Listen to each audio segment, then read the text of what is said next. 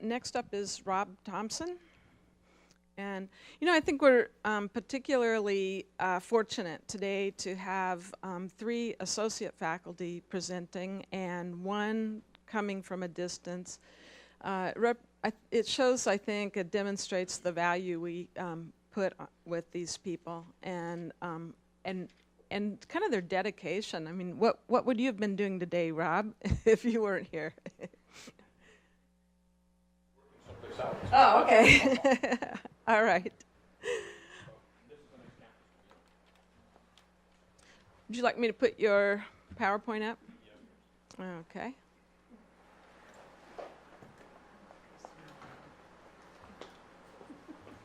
Okay. I'm Robert Thompson. Am I close enough to the mic? I think you actually need a handheld mic. So I'm going to need one of those? Yeah, for the online. Oh. Let's. Can I actually function with 2 hands at the same time? They're on, I think so. So if I stay here, I'm okay, but if I wander, I need to take this? Yeah. Can you hear me clearly? I guess that's the question. Okay, good. So, and it's really tempting to just say what she said. I want to thank you very much, Dr. Hannon, for the really comprehensive approach to teams. It makes, I think, my job a whole lot easier. The course that I'm going to talk about, and I do have a tendency to wander, the course that I'm going to talk about is International Hotel Management 330. As BJ said, I teach in the School of Tourism and Hotel Management. I also teach in the School of Education and Technology. So you won't probably be surprised, since I teach leadership and implementing technology, if I tell you that this is a blended course, okay, a hybrid style course. That was first started when the faculty opened in 2006. It had some specific purposes, but we won't necessarily get into those here.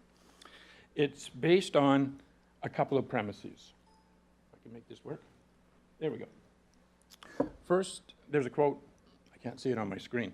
There's a quote from Dr. Panicoke, who's the president of Athabasca University, which says, "Distance and online educators need now more than ever not to be defensive."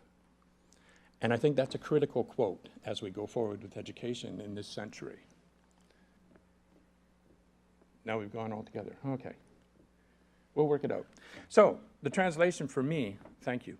The translation for me is that without some solid pedagogical reason, there's no reason not to attempt online everything that we do in a traditional face-to-face environment. And so 330 is actually founded on that premise. As a blended course, we're going to do everything online that we also do in a face-to-face environment. But as Dr. Hannon pointed out, it needs to be risk-free. So we'll talk about how that happens as we go along. So here's the course design and kind of the process fairly quickly, right?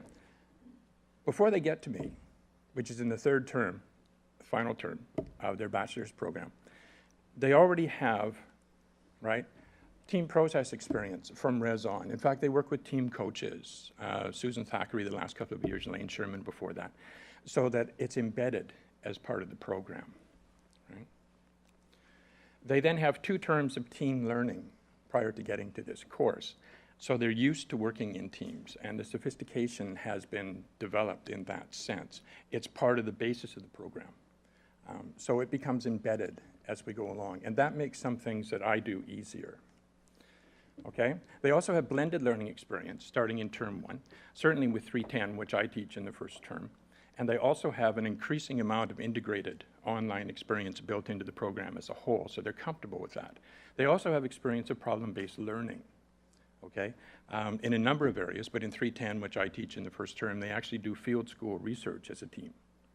So they've become used to actual situations, problem-based learning, and team learning. And the consequence is that they arrive at 330 with considerable sophistication, okay, in blended learning, in PBL, and especially in teams. And that makes life a great deal easier when you come to do what we're going to attempt to do. Okay? So the course can then emphasize pedagogy in the core design, right? It can focus on the teams being embedded as part of the process and then move on with the course format from there. We can leave kind of the newest stuff and expect it to be built in. There is an expectation as we go through the course that the very latest material will appear, right, in their presentations and the team products that come out, as well as the basic principles. So besides the founding principles of, right, keeping the bottom line intact, because it is a course in hotel management, there's also an expectation that the fact that, right, Egypt did close the border last week with Libya, right? It's expected that they will build that in and talk about what that means in the context of the program that we're with, right? So we have expectations that are based on McCaddy. And if you haven't heard of McCaddy, he's an interesting gentleman in New Zealand who's been doing metadata analysis on K-12 learners for the past 20 years. Okay, so it is K-12, but it's the past 20 years. So if you want to know what the millennials are really thinking, McCaddy knows, because he's taken in all the studies. In fact, there's something like 22,000 studies incorporated in his data, right? And moving on from there into the later learners who will become our learners in the very near future. And so here's what he says are important. Strategies, not styles.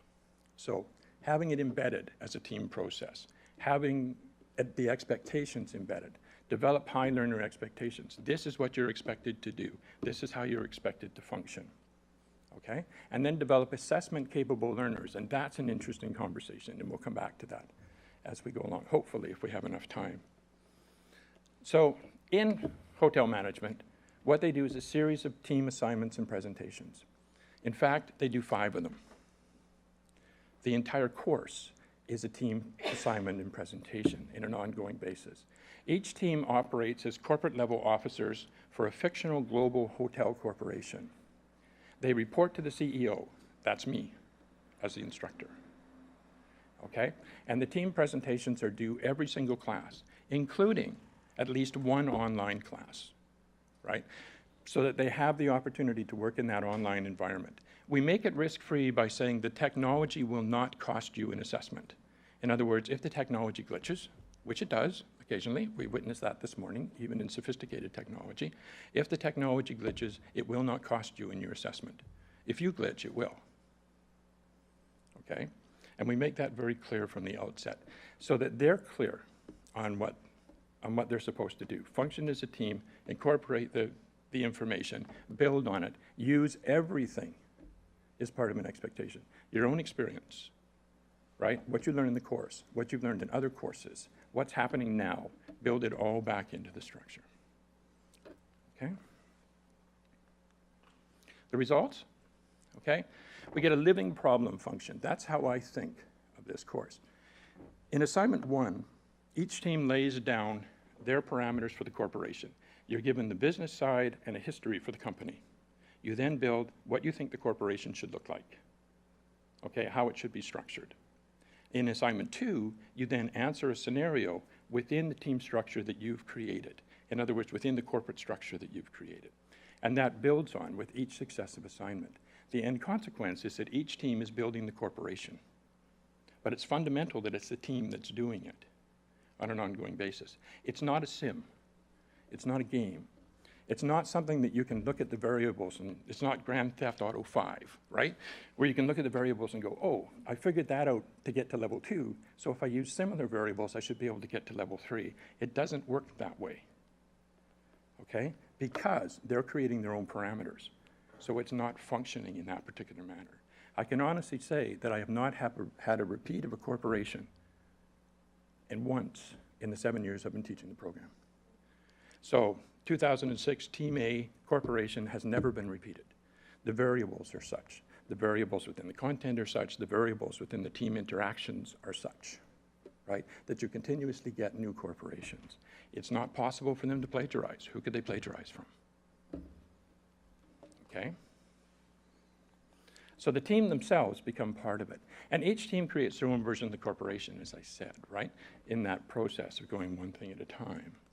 So the role of the CEO, the role of the instructor, my role in this process is to keep the scenarios real and to keep them focused, not let them drift down some theoretical path too far. Obviously, we teach the theory, it's essential, right? But we teach the theory within the framework of the actual operating structure, and we teach it within the embedded team structure, and we keep it real and we keep it focused. This is what we want you to answer. This is what we want you to respond to. This is where the variables that we want you to deal with the next level and the next level and the next level. We also feedback effectively, okay? Making sure that they understand, not just, right, that their content is sound, but that you think on your feet, that you operated together, that I could see a team structure coming together, or I can see some senses of the team perhaps beginning to disintegrate, or maybe you didn't have as good a week this week as you did last week. Those kinds of things get built into the feedback, because what we're trying to do is create people who can actually take feedback effectively and not simply say, oh, I need more feedback. Because what McCaddy will tell us and what some other research will tell us is that can be a code phrase for, I want a higher mark. Not necessarily that I want more feedback. Okay? Particularly coming from younger learners.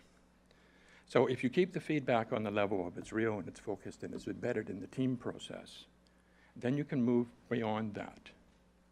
Okay? Not always, but you can keep it hopefully focused to do that. Okay? And you hold their feet to the fire. These are the expectations. You're corporate level officers. I expect that level of thinking. I expect that level of performance. I frankly expect that level of dress.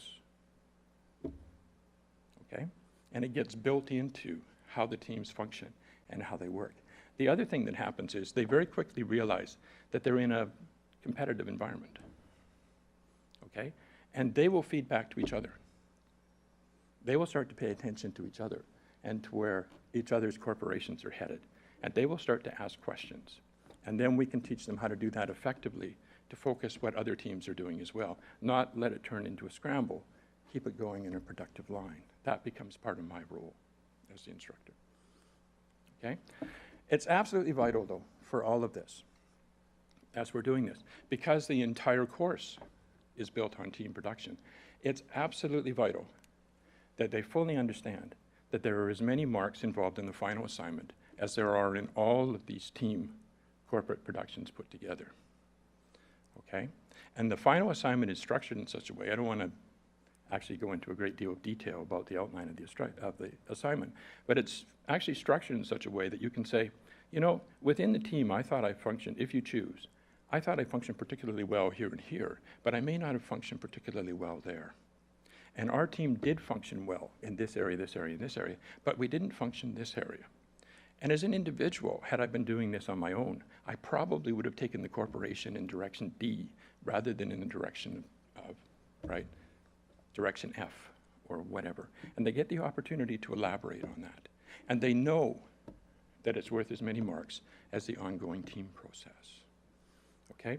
Because eventually, in this exercise, it will come back expressed in a variety of ways. I have concerns.